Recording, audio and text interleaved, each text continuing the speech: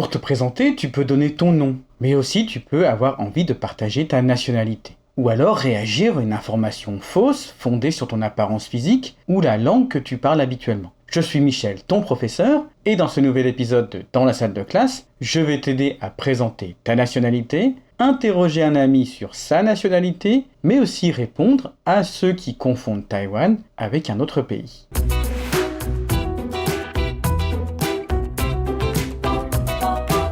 Pour parler de ta nationalité, il nous faut un nouveau verbe, être. C'est un verbe du troisième groupe et malheureusement celui-ci est irrégulier. Donc cette fois-ci, je ne peux pas te donner de petits conseils pour t'aider. Il va falloir faire l'effort de mémoriser la conjugaison. Et cette conjugaison, c'est je suis, tu es, il, elle, on est, nous sommes, vous êtes, ils, elles sont. Ne t'inquiète pas, on va pratiquer cette conjugaison tout au long de cette vidéo, donc tu vas pouvoir te familiariser progressivement. Par ailleurs, pour parler de ta nationalité, on va réutiliser la phrase la plus simple, avec sujet, verbe et complément. Cette fois-ci, on peut utiliser un adjectif, comme dans « je suis français ». Dans ce cas, on décrit son identité. Une phrase avec un nom, comme dans « je suis un Français », est aussi possible, mais on insiste alors sur l'appartenance d'une personne à un groupe plus large. Dans un contexte standard, l'utilisation de « je suis » plus adjectif est la forme la plus naturelle et la plus courante pour parler de sa nationalité. Donc retiens qu'il vaut mieux dire « je suis taïwanais » que « je suis un taïwanais ». Au final, nous pourrons avoir des phrases comme « je suis français »,« tu es taïwanais »,« il est américain » ou encore « elle est anglaise ». Bon, la grammaire, c'est fait. Maintenant, voyons un peu de vocabulaire.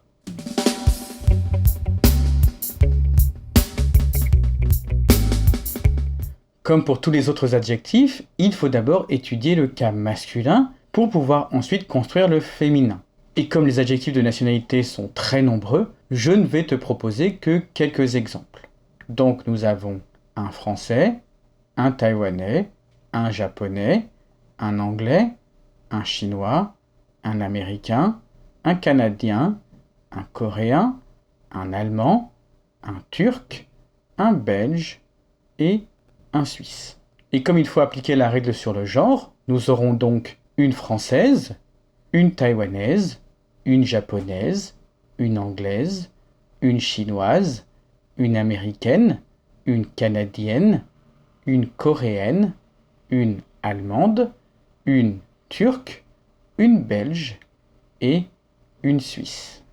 Et il faut bien faire une différence phonétique entre le masculin et le féminin, comme dans « je suis taïwanais » pour un homme et « je suis taïwanaise » pour une femme. C'est d'autant plus important pour les hommes parce que certains disent « je suis taïwanaise » à cause de l'anglais « I am Taiwanese ». Ce n'est pas une très grosse erreur, mais cela fera peut-être rire certaines personnes. Donc si on peut l'éviter, c'est toujours mieux.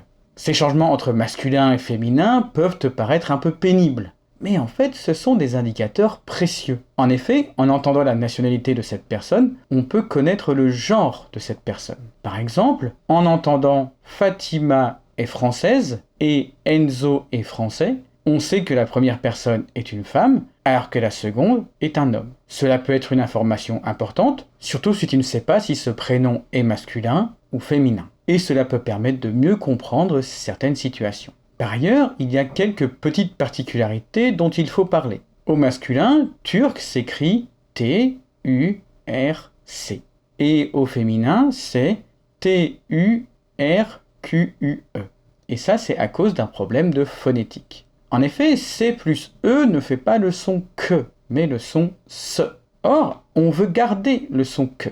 Donc, on a décidé de changer le C pour un Q. Si tu veux réviser ce point de phonétique, je te renvoie à la vidéo sur le sujet. D'un autre côté, tu auras peut-être remarqué que belge et suisse sont identiques au masculin et au féminin. C'est parce que le masculin se termine déjà par E, donc il n'est pas utile d'ajouter un autre E pour le féminin. Je te mets à l'écran les règles générales pour le féminin, et ensuite on peut passer à un autre point intéressant.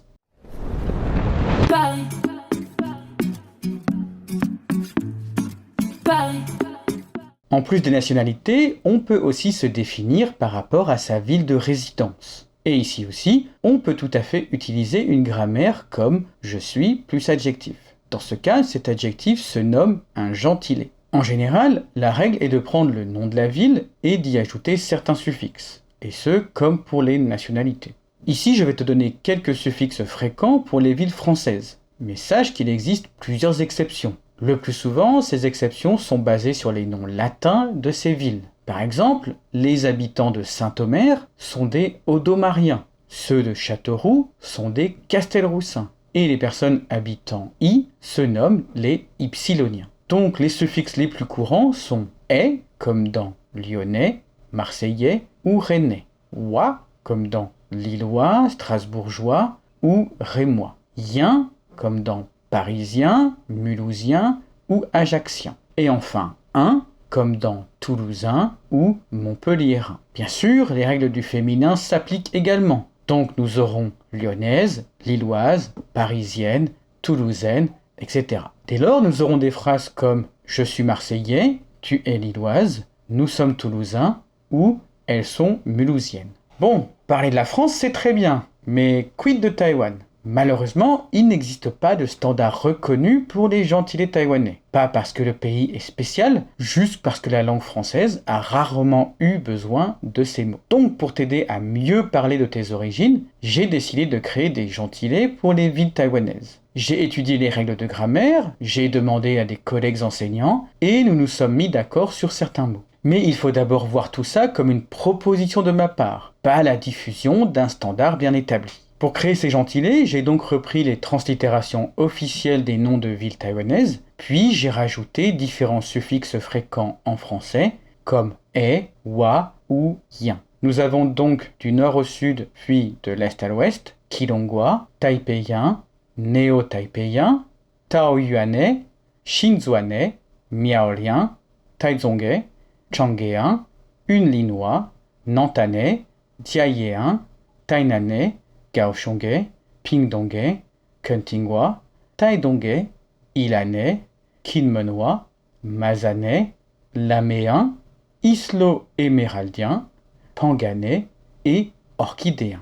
Enfin, il me faut aussi pointer du doigt une petite différence culturelle entre la France et Taïwan. En général, quand un jeune Taïwanais utilise un gentilé comme Kaohsiungren ou Taizongren, il fait surtout référence à son lieu de naissance ou alors le lieu d'implantation de sa famille. Et cela ne changera qu'au moment où il achètera sa maison et y établira son adresse officielle. En France, le système n'est pas aussi codifié. Dès lors qu'une personne possède sa résidence principale dans une ville, elle peut utiliser le gentilé associé à cette ville.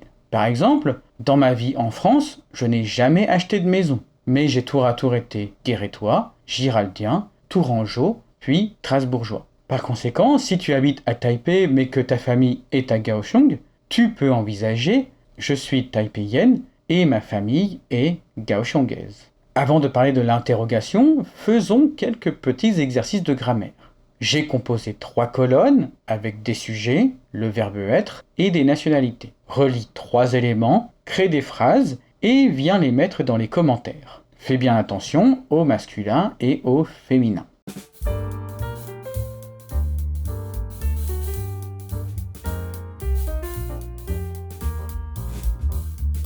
Et voici quelques réponses possibles. Note que Suisse peut autant s'utiliser au féminin qu'au masculin. Mais ici, j'ai choisi le masculin, car taïwanaise est au féminin. Pour le deuxième exercice, je t'ai préparé plusieurs photos avec des groupes de personnes de nationalités différentes, résidant dans des lieux divers en France ou à Taïwan. À toi de me parler de leur nationalité et de leur gentilé.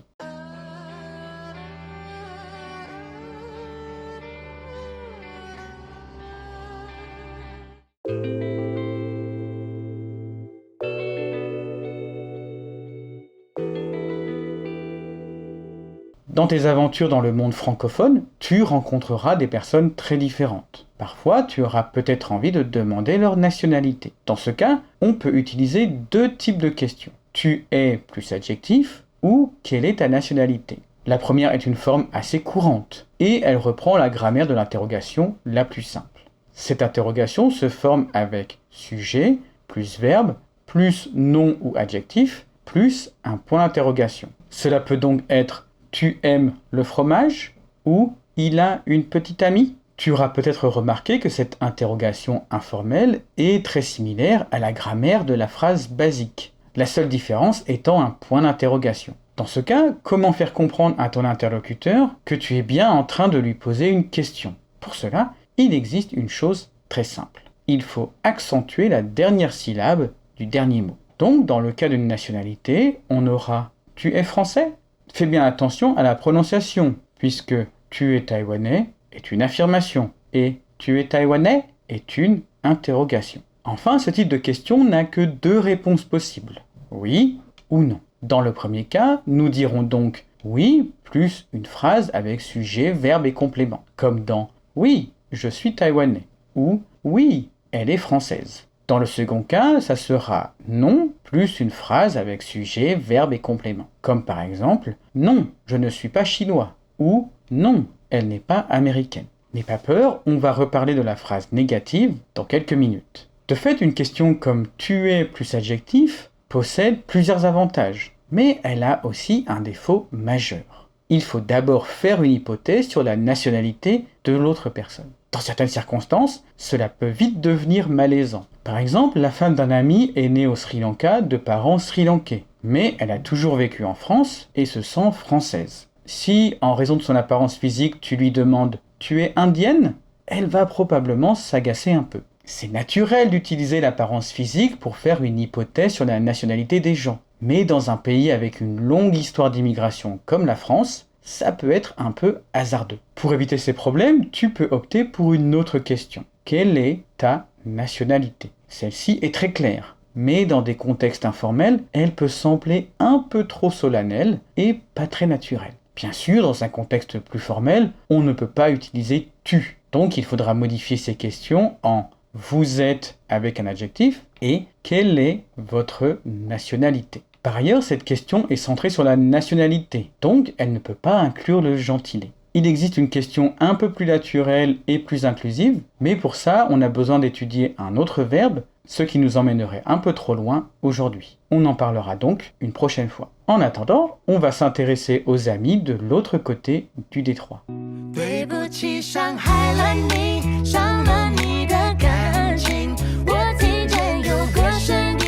Depuis la pandémie de Covid-19, de plus en plus de Français font clairement la différence entre Taïwan et la Chine. Si les détails sont parfois flous, de nombreux Français séparent clairement Taïwan et la Chine. Dans le même temps, je ne peux pas non plus t'assurer à 100% que tu ne rencontreras jamais de confusion entre Taïwan et la Chine. Certaines personnes demanderont peut-être si tu es chinois en raison de ton apparence physique, parce qu'ils t'ont entendu parler mandarin, ou alors par idéologie. Même si je sais que c'est désagréable pour toi, en fait, la logique n'est pas si différente que celle d'un Taïwanais partant du principe qu'un étranger blanc est forcément américain. C'est stupide, mais il ne faut pas forcément y voir de l'hostilité. Comme disait l'ancien Premier ministre Michel Rocard, il faut toujours préférer l'hypothèse de la connerie à celle du complot. La connerie est courante. Le complot exige un esprit rare. Quelle que soit la raison, ça peut arriver, donc il faut qu'on s'y prépare. Et cela va nous servir pour étudier la négation de base en français.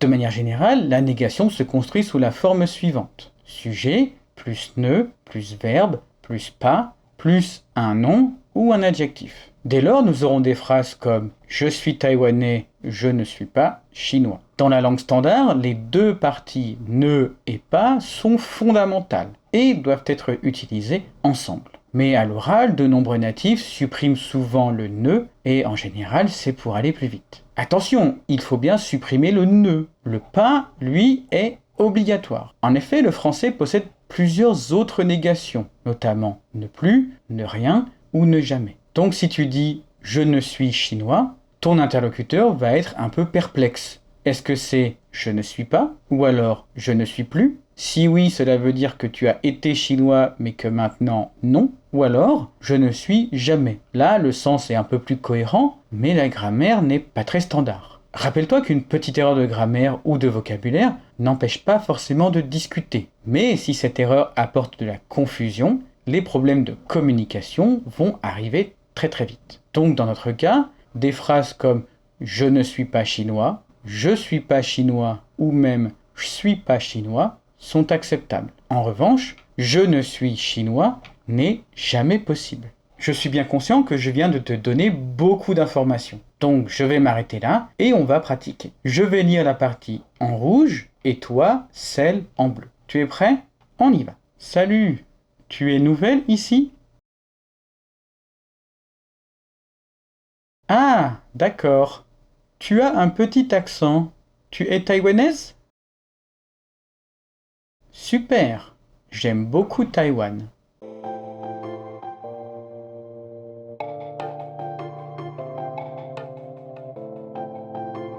Passons désormais à quelques exercices. Pour commencer, faisons un petit exercice de conjugaison et de grammaire. Je vais te poser 3 questions sur ta vie. Si tu viens répondre dans les commentaires, n'hésite pas à cacher les informations trop personnelles.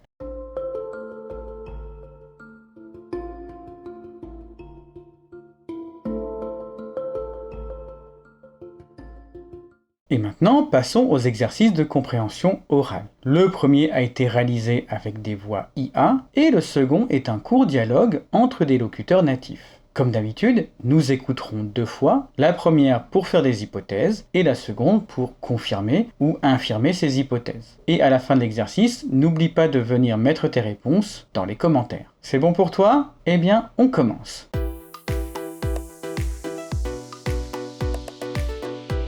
Bonjour, tu t'appelles comment? Je m'appelle Lucas. Et toi? Moi c'est Anne. Tu es allemand?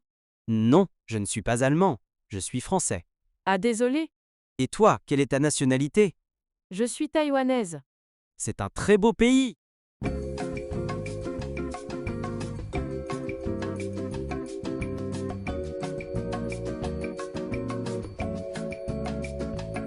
Bonjour, tu t'appelles comment?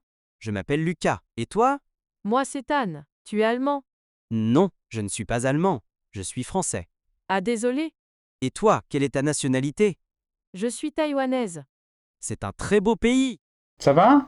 Normalement, ce n'était pas trop dur. Bon, passons à la correction. Pour la première question, on peut dire que ces 2 personnes s'appellent Anne et Lucas. Et leurs nationalités sont différentes. Anne est taïwanaise, alors que Lucas est français. Et maintenant, place au document avec des locuteurs natifs. Cette fois-ci, nous avons encore des petits bruits parasites sous la forme de rafales de vent. Ne t'inquiète pas, ce vent ne gêne pas vraiment la compréhension.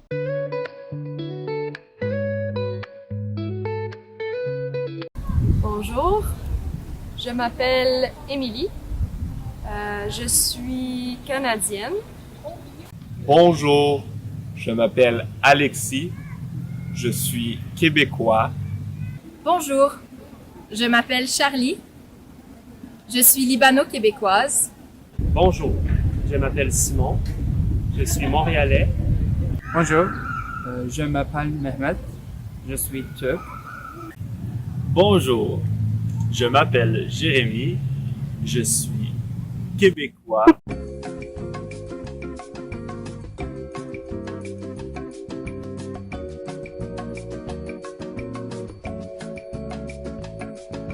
Bonjour, je m'appelle Émilie. Je suis canadienne. Bonjour, je m'appelle Alexis, je suis québécois. Bonjour, je m'appelle Charlie. Je suis libano-québécoise. Bonjour, je m'appelle Simon, je suis montréalais. Bonjour, je m'appelle Mehmet, je suis turc.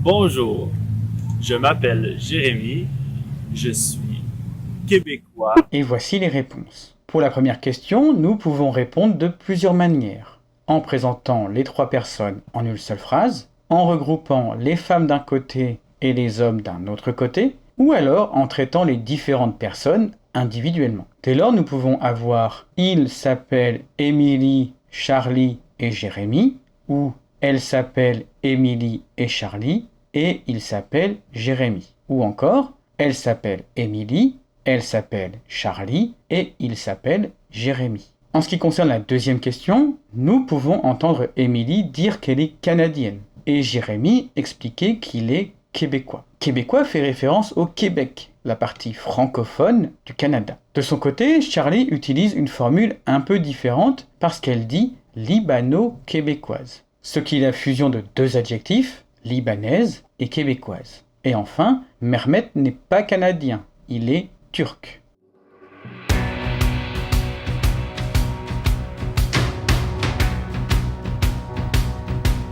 Et maintenant, récapitulons un peu tout ce que nous avons vu dans cette vidéo. Pour pouvoir demander la nationalité de quelqu'un, tu peux choisir « tu es » plus adjectif ou « quelle est ta nationalité » dans un contexte informel. Dans une situation plus formelle, on choisira « vous êtes » plus adjectif ou « quelle est votre nationalité ». Quoi qu'il en soit, à une question ouverte comme « quelle est ta nationalité ?» tu peux répondre « je suis » plus adjectif, comme « je suis taïwanais » pour un homme et « je suis taïwanaise » pour une femme. Dans le cas d'une question fermée, il faudra d'abord répondre « oui » ou « non », puis enchaîner avec une autre phrase. Cela peut donc être « oui, je suis canadienne », « non, je suis français » ou « non, je ne suis pas chinoise, je suis taïwanaise ».